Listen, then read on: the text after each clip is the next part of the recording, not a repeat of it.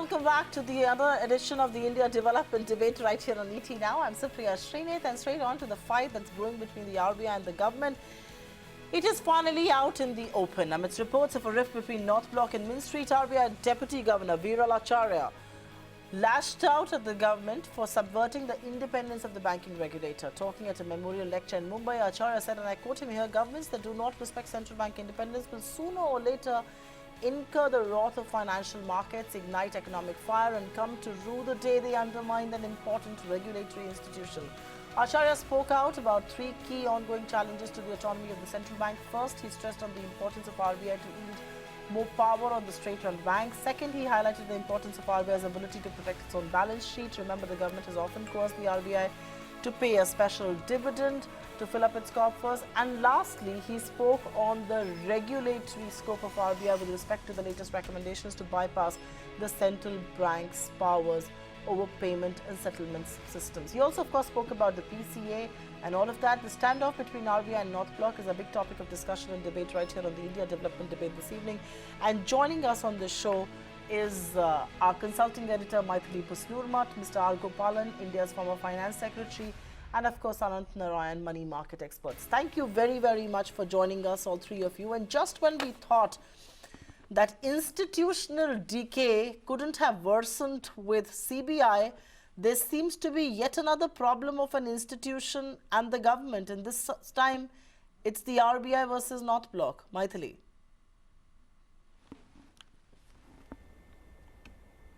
Well, I would think it is most unfortunate that the Deputy Governor has spoken out, and in rather intemperate language at a juncture when the country is passing through some problems on the macroeconomic front. Because remember, differences between the government and the central bank are not new, but these are usually settled behind the scenes. And when they spill out so openly in public, it does no good for the country, it does no good for the central bank itself. So I think it's most unfortunate, particularly when Viral Acharya compares India's situation, the Reserve Bank of India, with Argentina. Now, there is no comparison whatsoever. And here I would like to quote one of the former governors of the Reserve Bank of India, one of the most respected governors, Dr. Y.V. Reddy, who said that there is no such thing as blanket independence of the Reserve Bank of India. The Reserve Bank of India is independent, but within the limits set by the government. Because remember, it is a government which is answerable to the people. The Reserve Bank is a technical body, it is an unelected body. So I think it's very important that deputy governors, particularly one who's relatively green behind the ears, wet behind the ears, he hasn't completed 2 years as yet.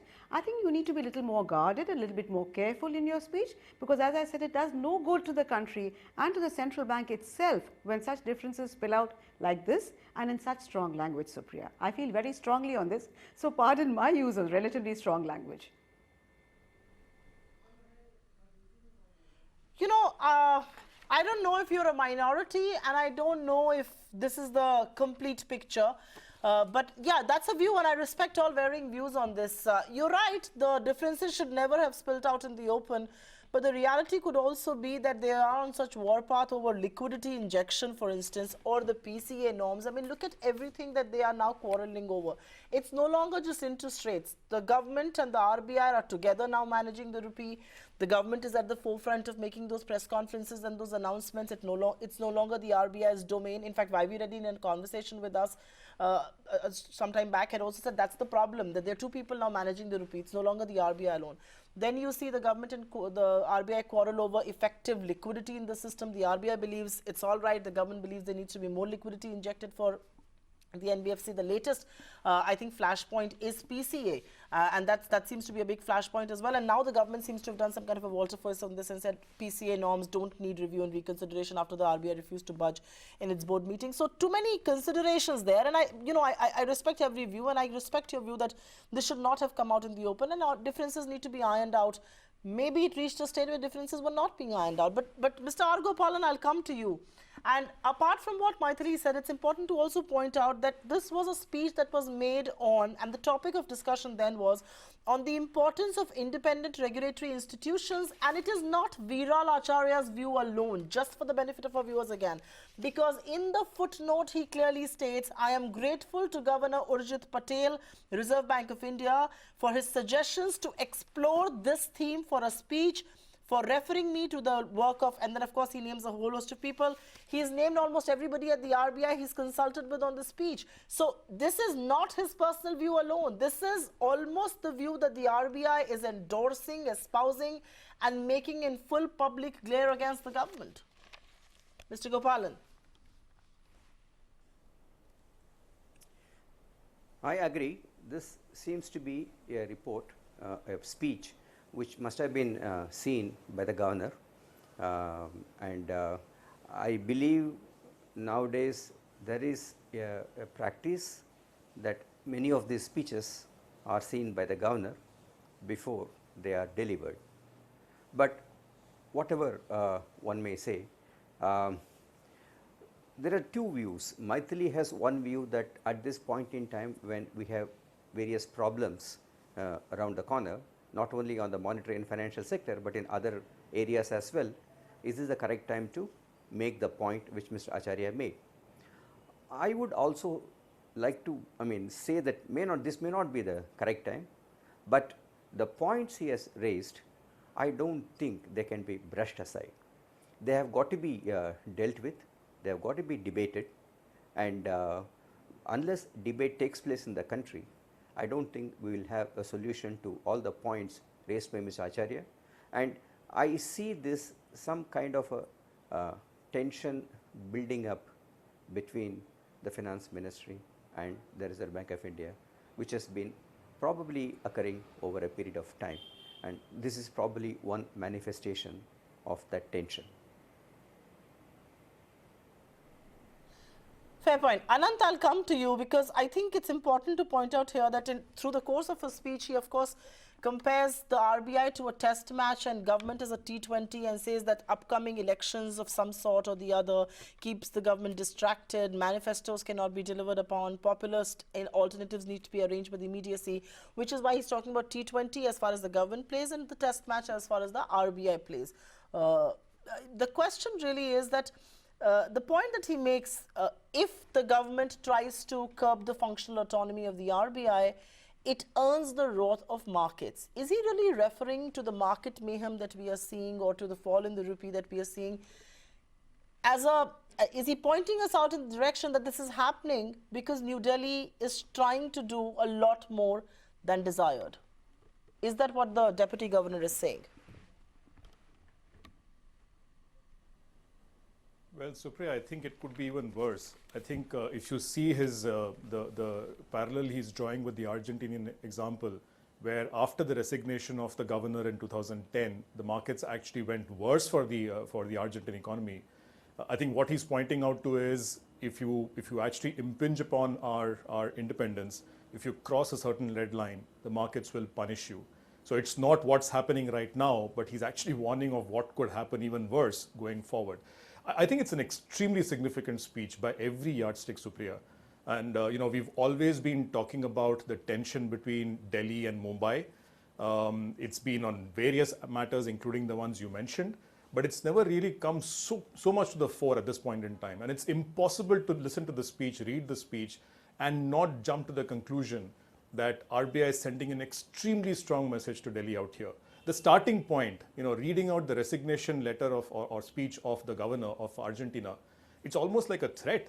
Now, it just tells you that while I agree with Maithili that these things are best dealt in behind closed doors rather than in the public domain, it as a market participant, what I will see is what is it that the RBI is so scared of? What is it that the government is trying to do, which is spooking the RBI so much as to issue a public threat like this? I think the clue lies in the point he made about raiding the RBI reserves.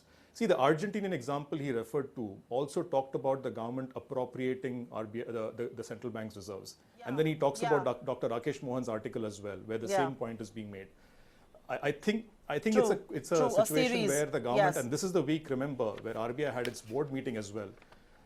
So it's possible that the government is eyeing the reserves of the RBI to fill the fiscal gap. And that's clearly a red line for the RBI. No, Anand, Anand, it's not just the reserves that they're talking about. They're talking about the balance sheet. They are talking about supervisory authority of over PSU banks. They've gone back to talk about this whole payments bank regulator. The RBI is not happy with it at all. But I think the most telling line, Maithili, and I know you're not a big fan of words that have been spoken here, but I think the most telling line to me from the entire speech was that, put in another way, the central bank is not a department of the executive function of the government.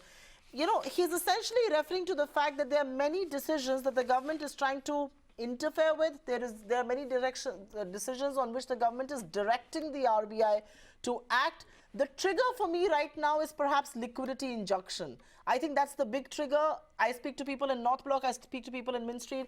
There are two completely divergent views on this between the government and the institution, which is RBI.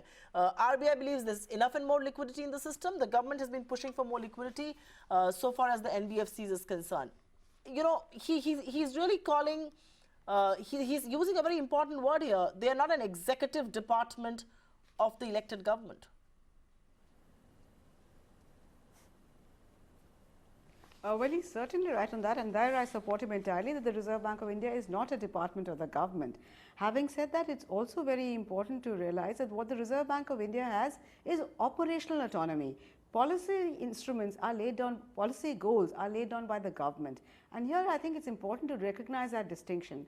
And for the arguments that he makes on public sector banks and liquidity and things like that, PCA, the RBI's balance sheets, I think these are three important issues that he makes. On public sector banks, we have seen that the Reserve Bank of India fared no better with private sector banks. On the NBFC mess, the Reserve Bank is squarely responsible for not having exercised its supervisory powers and did not catch on the mess in the NBFC sector before it spilt out on the open. So there the Reserve Bank has absolutely nothing at all. It is in fact on the back foot. As far as the PCA norms are concerned, yes, in many cases the Reserve Bank of India is on Basel Plus. That means we are asking Indian banks to be more conservative than Basel. We already have an SLR. Where is the need for a liquidity coverage ratio over and above that? So I think on these two issues, the RBI is squarely on the back foot. On the liquidity issue, there could be a difference of opinion, and there I would go with the Reserve Bank of India, because the RBI is the technical body to decide whether liquidity is sufficient or not. And once having gone into inflation targeting, the RBI is always likely to play safe on liquidity and err on the side of caution. So I think one needs to distinguish between the three different issues that he has raised, two on which I have no sympathy with the Reserve Bank of India. On the third, on liquidity, I am entirely with the Reserve Bank of India. Okay, Mr. Gopalan, I want you to come in on that, and I think we'll divide this discussion into exactly this: PCA, PSB, and of course liquidity management. My own sense is that the flashpoint, at least for now, is liquidity. I've been speaking to a lot of people in North Block, and they're not impressed at all that the RBI is not listening to them as far as, you know, inducing more liquidity for NBFCs is concerned. Is the government justified, given what we have seen happen in the markets, given the NBFCs being in a big crunch situation? Is the government justifying in asking for more liquidity, or is that a technical decision that should be best made by the RBI?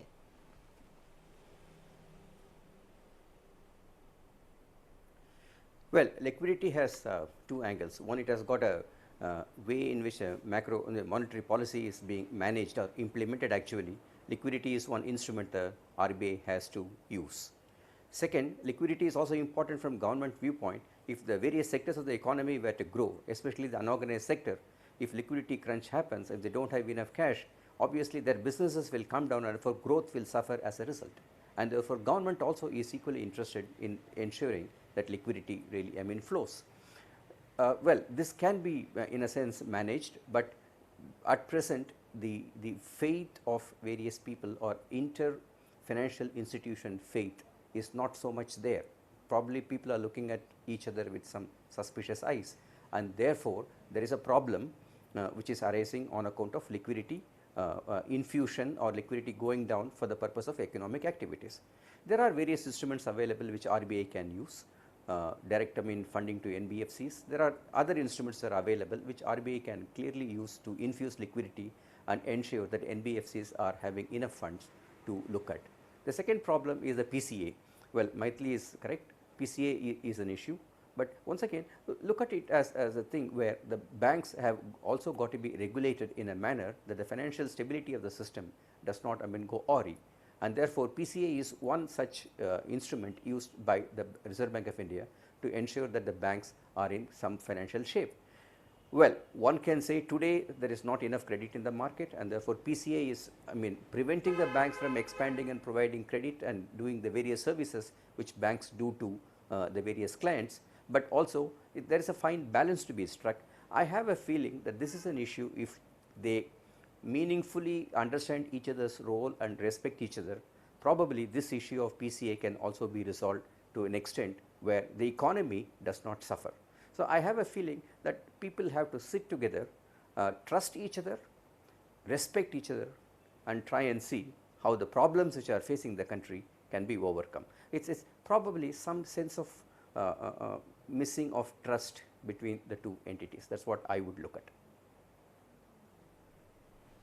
Yeah, I don't think you could have put it better. I think there's a certain amount of trust erosion that has happened, and but it was very strange that every time a bureaucrat, this one's of course an economist, the governor, but every time a bureaucrat also moves from North Block to Mint Street, daggers are certainly drawn. Why can North Block and Mint Street not be friends? But that's a question I think I'm going to ask towards closure. I will discuss the more important operative issues right now. And Anant, I think one of the points that Viral Acharya does raise is that macroeconomic management can become a tug of war. I'm selectively reading from parts that are important. And he says macroeconomic management can become a tug of war. And as this dynamic plays out, markets watch keenly, and if uncertainty grows and confidence in central bank independence and credibility erodes, then markets wrap bond yields and exchange rates on the knuckles. What is he talking about? Is he saying rupees falling because there is no meeting of minds between the RBI and the government on many, many issues? I think he's making the point about the same thing about the one-day match versus a test match. The markets look for more lasting, realistic and cogent kind of policies rather than short-term quick fixes. And to your earlier point about liquidity and PCA, probably go both in the same direction. Look, it's easy for the RBI to inject liquidity by way of a CRR cut or by way of doing more OMOs and so on and so forth. And by the way, RBI is doing a lot. It's already doing OMOs.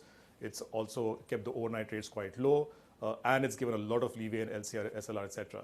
But eventually, if you want money to flow into NBFCs directly, asking the RBI to nudge banks to lend to NBFCs, which they've already started to do, is actually getting into a difficult place. It's getting into with a lot of moral hazard. That's not the job of RBI to tell banks to take credit. If there is a capital shortage in the system, either the markets or the government have to produce that capital.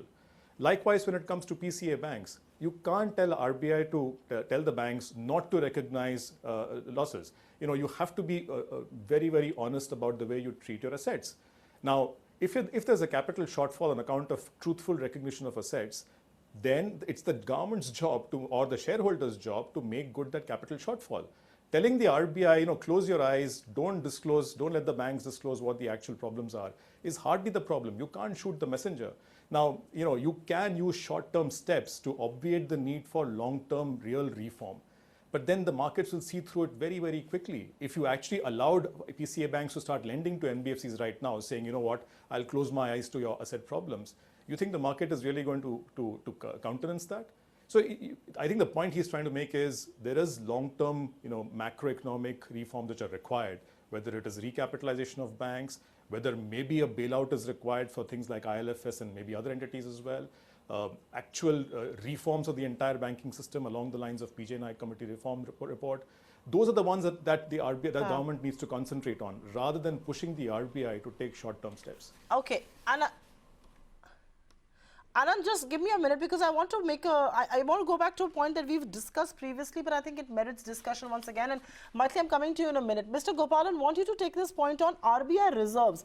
That's always such a bone of contention. The government has resorted to this in the last 2 years. First year, they made a request, didn't come. Second year, money did come in. Is this war cry also heightening because the RBI believes this is a wrong practice being put in motion? The whole reserve debate, the balance sheet strength of the RBI, he says central bank needs a strong balance sheet to perform its full range of critical functions for the economy.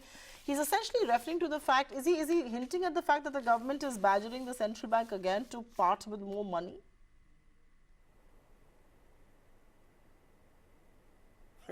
Well, this has been a problem for quite some time. You must have heard, you must have, read various books which have pointed out how this is a problem even from 80s. Okay, but apart from that, let me give my view on the balance sheet stability of RBI. Strengthening of the balance sheet of RBI is very important because it also has to take into account the changes in the macroeconomic conditions when it has got to inject or withdraw. It has got to perform some functions for which it reserves. If there is a change in the foreign exchange rates and the assets they have got to make changes to that as well in profits and loss, and therefore they need reserves to handle that also. There is a Malagam committee which went into how much reserve RBI should have, and they have come out with some suggestions, and accordingly I presume RBI is working towards creating those kind of reserves. It's a total short-sighted policy to force RBI to dip into reserves and make payment to government to meet its budgetary shortfall. It will only weaken the central bank. And okay, there may be some times when people would say there are a number of central banks which went broke, as Viral Acharya himself has pointed out in his speech. A number of central banks went broke in the last 2 decades. Well, this should not happen to a country like India, which is supposed to grow at a slightly higher level. It has a potential. It has got all the things going for it. If we are able to manage some of the complex things in the economy with a political sagacity and all the political parties joining together, this country is going to achieve something greater set of growth. And for that to happen, the central bank has to be very strong. Its balance sheet has to be very, very strong. I think it's incorrect to make RBI cough up from its reserves. Maithili, I will come to you on the regulatory scope.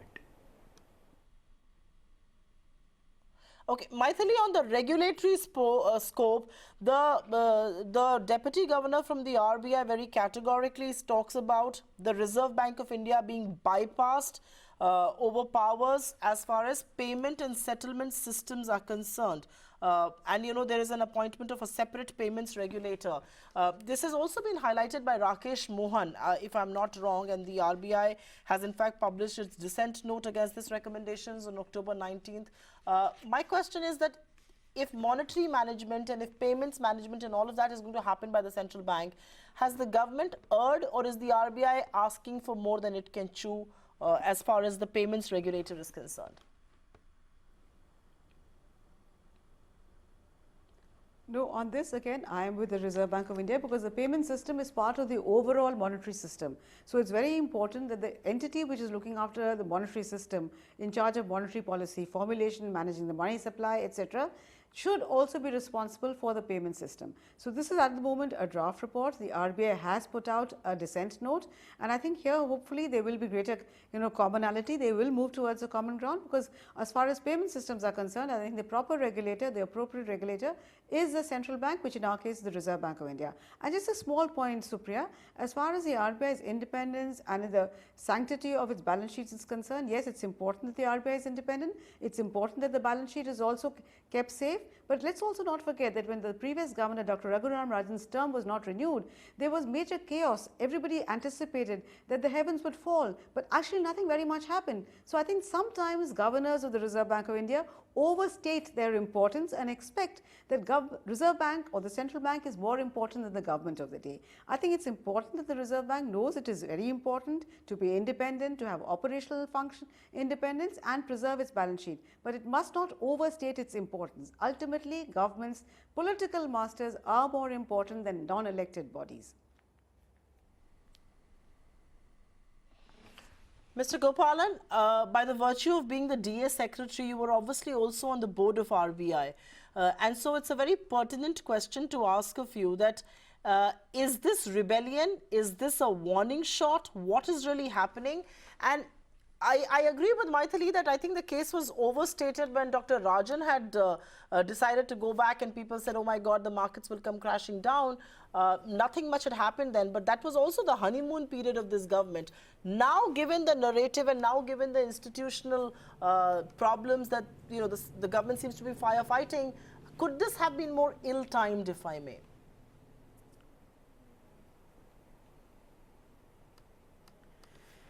Well, the timing could have been little different, as I mentioned even in my opening remarks. When there are other problems in the governmental system which are now hogging the headlines these days, this could have been avoided. Maybe it could have been a month or two later or month or two earlier, probably. I do not know. Today, it does not seem to be a good thing for this speech to have come out into the public domain. But having said this, I would also like to say that the tension between RBI and government has always been there for quite a long time. It has been there because they have two different objectives, and therefore, ultimately the sagacity of the people operating in both the places has always come to a compromise and ensured that the system or the stability of the financial system remained robust. So, that I think will also play out as we go along. There may be a little bit of a tension or irritation on the part of RBI, which would have forced them to make this, probably because if somebody says that the NBFC issue is something which RBI should have handled better, and PCI is something which RBI is restricting the banks to increase their scope of business. There are a lot of things which have happened in the past, in the recent past. Maybe this could be a rejoinder to what has been happening in the past. But as you said rightly, as everybody said rightly, Okay. this may not be the right time to have stated this. Fair point. Okay. I don't know if there's a right time or a wrong time to voice his proud dissent, but I don't know how this is going to augur for the capital markets as well as for the money markets come Monday morning. But completely out of time on this edition of the India Development Debate. Thank you very much, Mr. Gopalan, Maithili Busnurmat and Anand Narayan for being with us. It's important to just put it in perspective. At a time when the institutional integrity of the CBI is in question and there seems to be this big flashpoint now emerging on government versus the RBI. Is the RBI overstating its case? Is it actually sending out a warning signal and asking the government not to act and step into areas that it doesn't need to? Is it protecting its turf, or is it actually out in open rebellion? The question does remain, but there's only one answer, and the answer is I have never known of RBI governors to be friends with finance ministers. I often wonder why. Thank you very much for being with us on this edition of the India Development Debate.